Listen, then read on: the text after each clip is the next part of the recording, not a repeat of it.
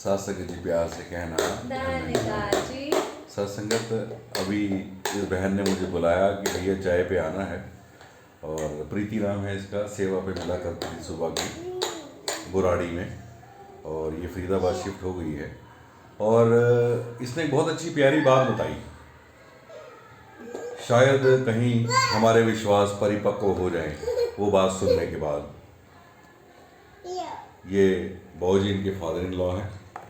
नमस्कार बाबूजी। और ये प्रीति, और ये इसका नाम मैं नहीं बताऊंगा, इसका नाम क्योंकि सस्पेंस खुल जाएगा।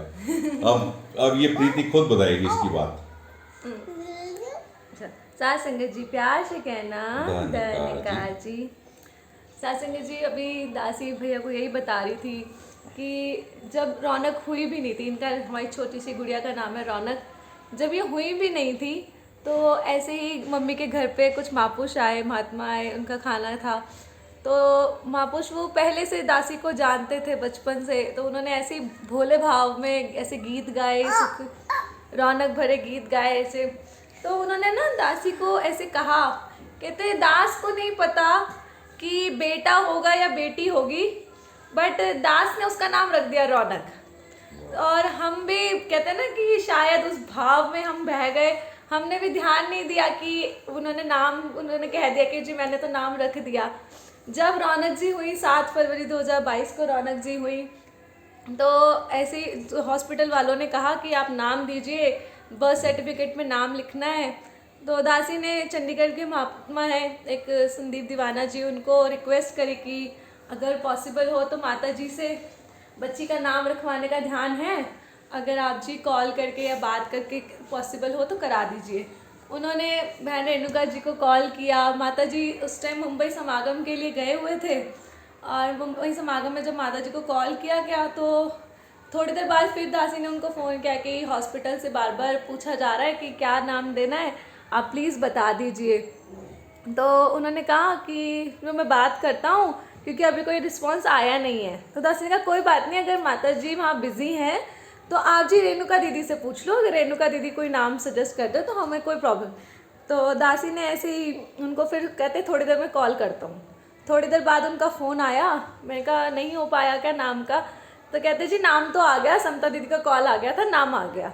तो उन्होंने बताया कि नाम आया रौनक, और ऐसे ही एकदम क्लिक हुआ दिमाग में कि रौनक नाम तो इस बच्चे का पहले ही रख दिया गया था, संतों ने पहले ही इसका नाम रख दिया था, बट हम ही उस भाव को नहीं समझ पाए थे।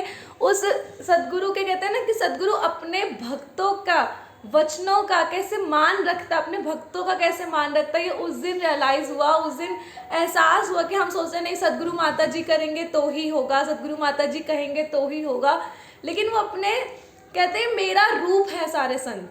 तो हम कई बार ना निगलेक्ट कर जाते हैं चीज़ों को कि अरे महात्मा ने कहा ऐसे कह दिया होगा या ऐसे भाव में कह गए होंगे, लेकिन एक एक आशीर्वाद, एक एक वचन बहुत अनमोल है।